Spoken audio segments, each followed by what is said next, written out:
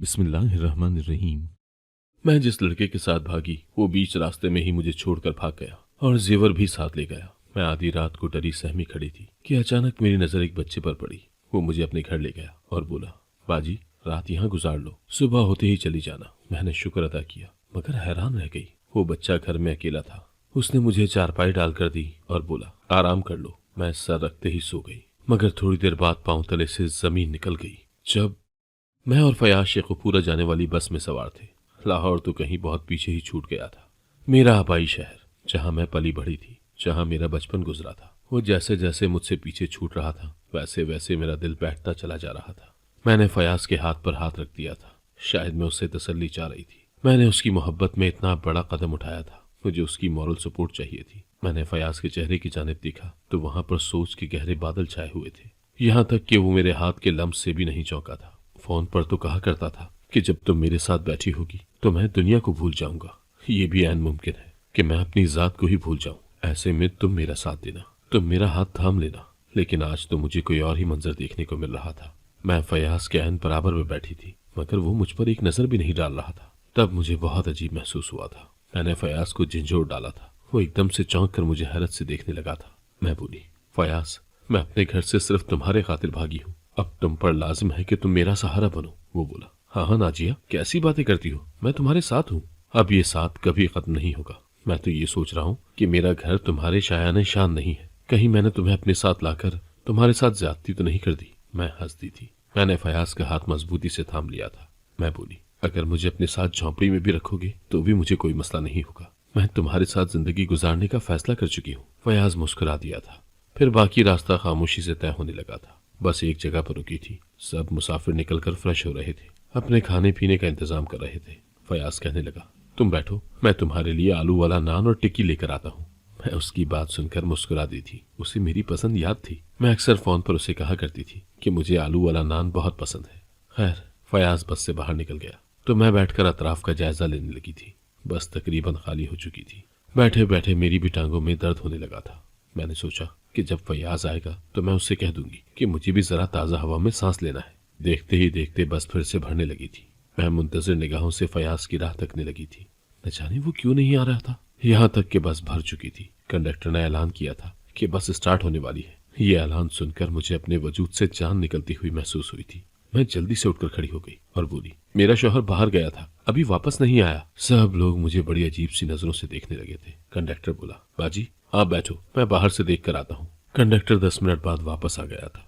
वो बोला, बाजी मैंने जगह जगह जाकर ऐलान किया है कि शेखुपुरा वाली बस तैयार है, उसका कोई मुसाफिर यहाँ उतरा है तो आ जाए। मगर मुझे किसी ने कोई जवाब नहीं दिया। मैं मजीद घबरा गई थी। मैं बोली, भैया आप रुके, मैं देख कर आती हूँ। मैं जल्दी से बस से उतर आई थी। मैं इधर उधर देखने लगी थी लेकिन फयाज का नामो निशान नहीं था। उधर बस चलने को बिल्कुल तैयार खड़ी थी। मैंने कंडक्टर से कहा कि मेरा सामान दे दो। उसने मुझे सामान दे दिया और बस चली गई और मैं वहीं खड़ी रह गई। अजीब सी बेबसी मेरे वजूद में फैल चुकी थी। मैं इधर उधर फयाज को ढूंढती रही थी मगर वो मुझे कहीं भी नहीं मिल रहा था। मैं थक हार कर एक बेंच पर बैठ चुकी थी। रात गहरी थी। मैंने सोचा कि फयाज यहीं पर लौट कर आएगा, इसीलिए मैं उधर ही बैठकर उसका इंतजार करने लगी थी। तब मुझे कुछ अजीब सा एहसास हुआ था। मैंने चौंक कर देखा तो 2 अय्याश से लड़के मेरी तरफ बढ़ रहे थे। उनके चेहरों पर मकरूह मुस्कुराहट फैली हुई थी। मैं जल्दी से उठकर खड़ी हो गई थी। मैं चलने लगी थी। मैं घर से जो नकदी और जेवरात लेकर भागी थी वो तो मैंने आते ही फयाज के हवाले कर दिए थे। अब मेरे पास फकत एक बैग था जिसमें मेरे 2 जोड़े थे।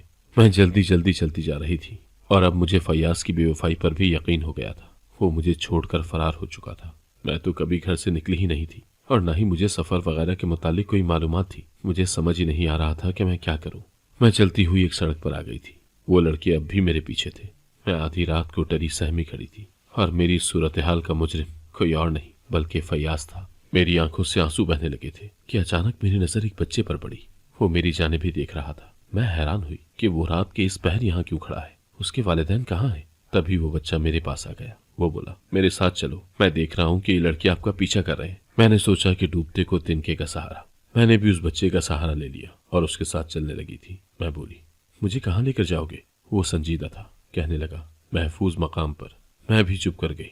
यूं रास्ता कटता गया था। मैंने पीछे मुड़कर भी नहीं देखा था कि क्या वो लड़की अभी भी मेरा पीछा कर रहे हैं या नहीं। खैर, वो मुझे अपने घर ले गया। बोला, बाजी रात यहाँ गुजार लो, सुबह होते ही चली जाना। मैंने शुक्र अदा किया था कि एक रात रहने के लिए मुझे छत तो मिल गई थी, मगर मैं हैरान इस बात पर थी कि वो बच्चा घर में अकेला था। खैर, अभी हर सू अंधेरा भी था, मगर इस अंधेरे में भी मैं जान गई थी कि इस वक्त घर में इस बच्चे के अलावा और कोई नहीं था। उसने मुझे चारपाई डालकर दी और बोला, आराम कर लो। मैं जल्दी से बोली, तुम्हारे वालिदैन कहाँ है? वो पीछे भी नहीं मुड़ा था और बाहर निकल गया। मैंने अब तक उसकी शक्ल भी गौर से नहीं देखी थी। वो बोला, अंदर से कुंडी लगा लेना। मैंने इस बात में सर हिला दिया था। जब वो बच्चा बाहर गया तो मैं चारपाई पर गिरने के से अंदाज में लेट गई थी। जैसे ही मैंने सिरहाने पर सर रखा तो मैं सो गई, मगर थोड़ी देर बाद पांव तले से जमीन निकल गई। जब आज 3 रातें हो गई हैं, मुझे हर रात दुल्हन की तरह सजना पड़ता है, और मैं ये सब अपनी खुशी से नहीं कर रही थी। ये मेरी मजबूरी है, मेरी जिंदगी की सबसे बड़ी मजबूरी। मुझे रह रहकर अपने गलत फैसले पर बहुत अफसोस होता है। मैंने क्यों घाटे का सौदा किया? मैंने क्यों फयाज के खातिर अपना सब कुछ लुटा दिया? मैं यही सब सोचकर आंसू बहा रही थी जब मुझे कमरे के बाहर से खटपट की आवाज सुनाई देने लगी थी। मैं सहम गई थी।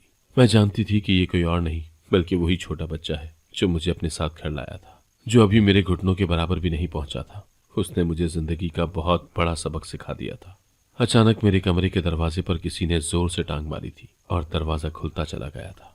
सामने का मंजर देखकर मेरी रूह कांप गई थी, क्योंकि वहां तो मेरा नाम नाजिया इफ्तिखार है। मैं अपने वालिदैन की इकलौती औलाद होने के बावजूद किसी किस्म के नाज नखरों में नहीं पली थी, बल्कि मैंने तो बहुत महरूम से जिंदगी गुजारी थी। मेरे पास कोई ऐसा रिश्ता नहीं था जिससे मैं अपने दिल की बात कर लिया करती, जिससे मैं अपने दुख सुख ही बांट लिया करती। खुदा ना खास्ता ये नहीं है कि मेरे वालिदैन हयात नहीं थे, वो जिंदा थे, मगर उनके होते हुए भी मैंने हमेशा खुद को तन्हा ही पाया था। मैंने जब थोड़ी सी होश संभाली तो अपने इर्द गिर्द अजीब सा माहौल पाया था। मेरी अम्मी बड़े ढीले से मिजाज की औरत थी। वो सारा सारा दिन चारपाई पर लेटी रहती थी। उन्हें मुझसे कोई सरोकार नहीं था, हालांकि मैं उनकी इकलौती बेटी थी। मेरे कपड़े मैल कुचैल से अटे होते, मगर फिर भी अम्मी ने कभी मुझ पर कोई खास तवज्जो नहीं दी थी। मैं थोड़ी बड़ी हुई तो मुझे खुद एहसास होने लगा था कि मैं तो निहायत गंदी रहती हूँ, जबकि मेरे आसपास के घरों की लड़कियां हमेशा साफ सुथरी रहती हैं। उनके देखा देखी मैंने भी अपनी सफाई सुथराई का ख्याल रखना शुरू कर दिया था। हैरत तो मुझे इस बात पर होती थी कि मेरे अब्बू ने अम्मी से कभी ये क्यों नहीं कहा कि अपनी बेटी का ख्याल रखा करो, और कुछ नहीं तो मुंह हाथ ही धुलवा कर साफ सुथरे कपड़े पहना दिया करो। खैर, इस सब में अब्बू का भी कसूर नहीं है। वो रात के 8 बजे के बाद ही घर लौटा करते थे। ऐसे में वो खुद इतने थके होते थे कि खाना खाने के बाद बस सोने की ही किया करते थे, और फिर वो सुबह सवेरे घर से निकल जाया करते थे। उनके जाते ही अम्मी भी बिस्तर पर ठहर जाया करती थी, जबकि मैं गली मोहल्ले में खेलने चली जाया करती थी। गर्मियों की दोपहरें बड़ी लंबी हुआ करती हैं। हमारे इलाके में दोपहर के वक्त सारा मोहल्ला बिल्कुल सुनसान पड़ जाया करता था। मेरी सारी हम उम्र सहेलियों को उनकी अम्मियां घर पर बुला लिया करती थी, मगर मेरी तरफ मामला उल्टा था। मैं जब घर जाती तो अम्मी मुझे खाना खाने को देती और फिर कहती, जाओ बाहर जाकर अपनी सहेलियों के साथ खेलो, मुझे बहुत नींद आई है, तुम घर में रही तो खटपट करती रहोगी, मैं बेजार हो जाती हूँ तुमसे। और मैं कहती, अम्मी इस वक्त तो मेरी सारी सहेलियां अपने अपने घरों में बैठकर खेलती हैं। तो अम्मी कहती, तुम भी अपनी किसी सहेली के घर चली जाओ और उसके साथ बैठकर खेल लो। मुझे भी वैसा अपना घर को इतना अच्छा नहीं लगता था, इसीलिए अम्मी के कहने पर मैं जल्दी से बाहर निकल जाया करती थी। उन दिनों मैं 10 बरस की हो चुकी थी। मैं अपनी जिस सहेली के भी घर जाती, उसकी अम्मी मुझे दरवाजे से ही वापस भेज दिया करती थी, ये कहकर कि दोपहर के वक्त तो जिनों के बच्चे भी आराम करते हैं, तुम भी आराम किया करो। मैं मायूस होकर घर की जानिब जाती तो घर के दरवाजे पर ही मुझे कुंडी लगी हुई मिलती थी। मैं फिर से बाहर सड़क पर आ जाती। फिर मैंने खुद से बड़ी बाजी अजरा के घर जाना शुरू कर दिया था। वो पेशे के लिहाज से दर्जन थी। उसकी उम्र 22 बरस थी। बाप बेचारा माजूर था, वो सारा दिन घर में पड़ा रहता था, जबकि माँ 1-2 घरों में काम किया करती थी। बाजी अजरा सारा दिन अपने घर की छत पर बैठी सिलाई करती रहती थी। मैं उसके पास पहले पहल तो अपनी गुड़िया के कपड़े सिलवाने जाया करती थी। फिर हम दोनों में दोस्ती हो गई। हम दोनों आपस में ढेरों बातें किया करती थी।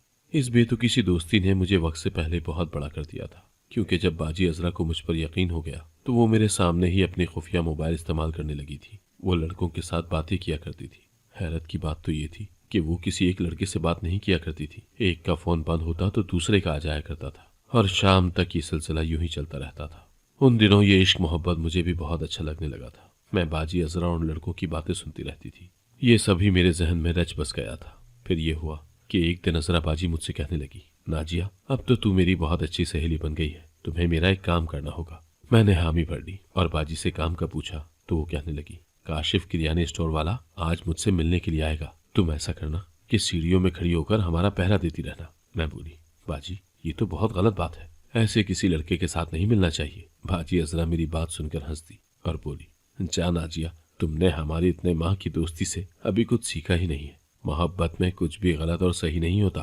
तब मेरे दिल में ये सवाल बार बार पैदा होता कि मैं बाजी से पूछूं कि मैंने तो सुन रखा है कि एक वक्त में एक शख्स से ही मोहब्बत हो सकती है, फिर आप एक वक्त में इतने लड़कों से कैसे मोहब्बत कर लेती हैं। मगर फिर ये सोचकर चुप कर जाती कि कहीं बाजी बुरा ही न मान जाए, ये ना हो कि मैं उनकी दोस्ती से ही हाथ धो बैठूं। खैर, मैंने बाजी अजरा के कहने पर पहरा दे दिया था। जब काशिफ चला गया तो मुझे बाजी ने आवाज देकर छत पर बुला लिया था। वो बहुत खुश नजर आ रही थी। कहने लगी, ये देखो काशिफ मेरे लिए क्या लाया है। मैंने बाजी का शॉपर खोलकर देखा तो तंग रह गई थी, क्योंकि उसमें हर चीज मौजूद थी। पापड़ों से लेकर शैम्पू और ब्लीच क्रीम तक हर चीज मौजूद थी। वो मुस्कुराकर कहने लगी, नाजिया मेरी एक बात याद रखना, तुम अपनी मोहब्बत यूं ही किसी लड़के पर मत लुटाना, बल्कि उससे अपना भरपूर फायदा भी निकलवाना।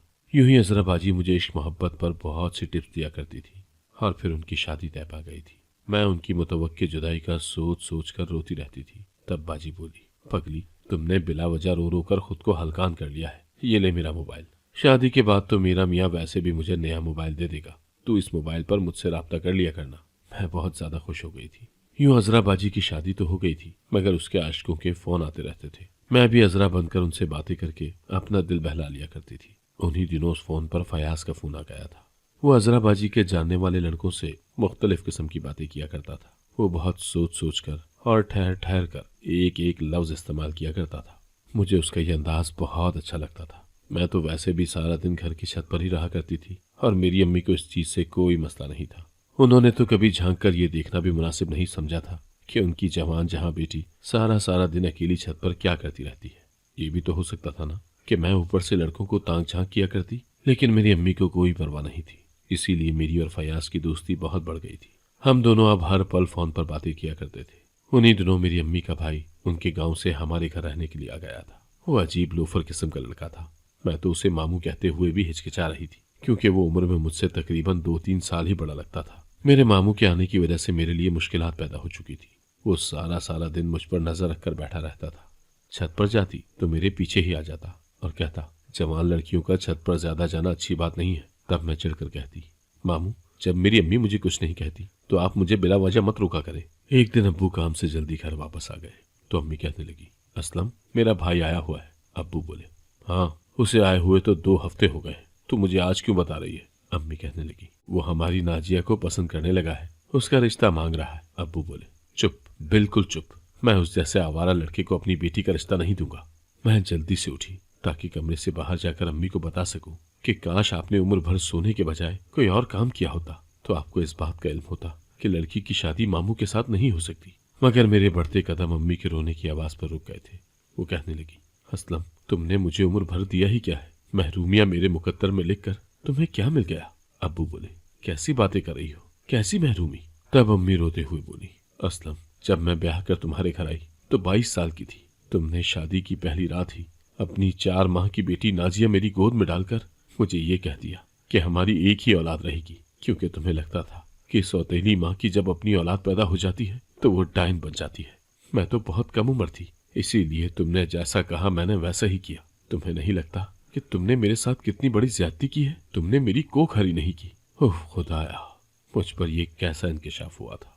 फिर मेरी अम्मी कहने लगी, तुम जानते हो क्या असलम, मैं शादी से पहले बड़ी हशाश पिशाश सी लड़की थी, लेकिन जब से तुमसे शादी हुई मुझ पर हर वक्त नींद तारी रहने लगी थी। मैं सारा सारा दिन सोई तो रहती थी, मगर फिर भी मेरी नींद पूरी नहीं होती थी। मुझे समझ नहीं आता था कि मेरे साथ ऐसा क्यों होता है। शायद ये बात मुझे कभी भी पता न चलती अगर जुबैर तुम्हें रंग के हाथों न पकड़ लेता। जुबैर ने मुझे बताया कि बाजी तेरा शौहर हर रात और सुबह तुझे पानी में एक पूड़ी घोलकर पिला देता है। मैं बहुत परेशान था कि ये पूड़ी किस चीज की है, इसीलिए मैं असलम पर नजर रखने लगा। तब पता चला बाजी तेरा शौहर तो तुझे नींद की गोलियां पीस कर देता है। बता असलम, तूने मेरे साथ ऐसा क्यों किया। मैं अम्मी की बातें सुनकर थर थर कांपने लगी थी। अब्बू की पशेमान सी आवाज मुझे सुनाई दी थी। वो बोले, मर जानिए, तू प्यारी बहुत थी, इसीलिए मेरे दिल में ये डर बैठ गया कि तुम मुझे छोड़कर किसी और पर फिदा हो जाओगी। मैं तो सारा सारा दिन काम में मसरूफ रहता था, ऐसे में कोई और मर्द तुझे अपने दाम में फंसा ही लेता, इसीलिए मैंने ये सब किया। तब अम्मी बोली, असलम तू मेरी सारी जवानी खा गया। जवानी क्या, तू तो मेरी जिंदगी ही निचोड़ गया। इस दौरान मैंने इबादत करके अल्लाह को राजी कर लेना था। मेरे नामाए अमाल में तो नींद के अलावा कुछ है ही नहीं। तूने तो मेरी जिंदगी उजाड़ दी असलम, मेरे भाई की ना उजाड़। जुबैर को नाजिया का रिश्ता दे दे। अब्बू बोले, ठीक है, कल मौलवी को बुला लेना। मेरा रिश्ता तय पा गया था और शादी भी। मैंने जल्दी से फयाज को फोन मिलाया था, उसे सारी सूरत हाल से आगाह किया तो वो बोला कि मेरे साथ भाग चल। मैं रजामंद हो गई। थोड़ी देर बाद कमरे से बाहर निकली तो मैं बोली, आज मैं सबको अपने हाथों से चाय बनाकर पिलाऊंगी। फिर मैंने अब्बू की पुड़ियां चाय में मिक्स करके उन सबको पिला दी। वो सब सो गए थे। तब मैं अब्बू के पास खड़ी होकर बोली, अब्बू, आपने अपने लालच में 2 औरतों की जिंदगी तबाह कर दी, एक अपनी दूसरी बीवी और एक अपनी बेटी की। काश आप अम्मी को नींद की गोलियां ना देते तो हो सकता है कि वो मुझ पर नजर रख लेती, मेरी तरबियत कर लेती, मुझे बुराई के गड्ढे में न गिरने देती। मैं रोती हुई अपने घर से निकल आई थी। फयाज के साथ घर से भाग तो गई, मगर वो मुझे बीच रास्ते में छोड़कर फरार हो गया। तो मैं एक बच्चे के साथ उसके घर चली गई। सुबह हुई तो ये देखकर दंग रह गई कि वो बच्चा मेरे सिरहाने खड़ा है, मगर वो बच्चा नहीं है। उसकी शक्ल तो मर्दों वाली थी, मगर उसका जिस्म बच्चों जैसा था। वो बोला, उठ गई हो? मैं घबरा गई थी क्योंकि वो तो एक बौना था। मुझे देखकर बोला, तुम प्यारी हो, मैं तुमसे शादी करना चाहता हूँ, मौलवी को बुलाने जा रहा हूँ, तैयार हो जाना। मैं जल्दी से बोली, नहीं नहीं, मैं तुमसे शादी नहीं कर सकती। तब वो बौना मेरी तरफ देखकर हंसने लगा था। वो बोला, तुम जैसी घर से भागी हुई लड़की से मैं निकाह करने लगा हूँ, यही बहुत बड़ी बात है, वरना मैं जानता हूँ कि तुम जैसी औरतों का ठिकाना क्या होता है। अभी कोठे पर ले जाकर बेच दूं तो 7-8 लाख तो मुझे मिल ही जाएंगे। मैं उसकी बात सुनकर बेहद खौफजदा हो गई थी और यूं मैंने शादी के लिए हामी भर ली थी, क्योंकि मेरे पास कोई और रास्ता था ही नहीं। मैं बहुत ज्यादा मजबूर थी। वो बोना जिसका नाम अकमल था, वो मौलवी साहब को ले आया और हमारा निकाह हो गया। निकाह के बाद अकमल भी घर से निकल गया था। अब मेरी शादी को 3 रातें हो चुकी हैं। हर रात मेरा बोना शौहर मुझे सजने को कहता है। मैं तैयार हो जाती हूँ तो वो आकर मेरे मुंह पर थूक जाता है और कहता है, तुम जैसी लड़कियों का यही अंजाम होता है। इतना कहकर वो कमरे से बाहर निकल जाता है। अकमल कहता है कि तुम मेरी बीवी हो और उम्र भर मेरी बीवी रहोगी। अब ये मुझ पर मुनहसर है कि मैं कब तुम्हारे गुनाह को माफ करके तुम्हें अपनाने के काबिल हो जाता हूँ। सच कहूं तो मुझे अकमल पर गुस्सा नहीं आता। मुझे लगता है कि अकमल मकाफात अमल है।